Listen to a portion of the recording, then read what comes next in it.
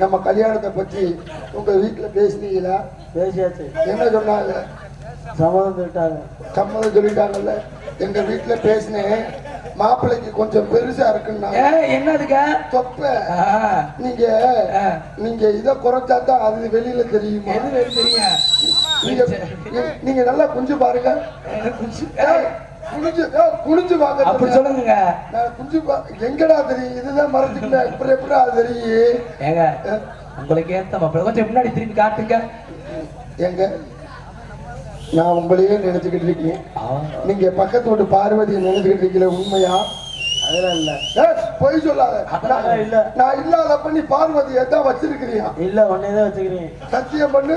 சத்தியமாக நிச்சயமாக என் சண்டை மீது ஆளியாக.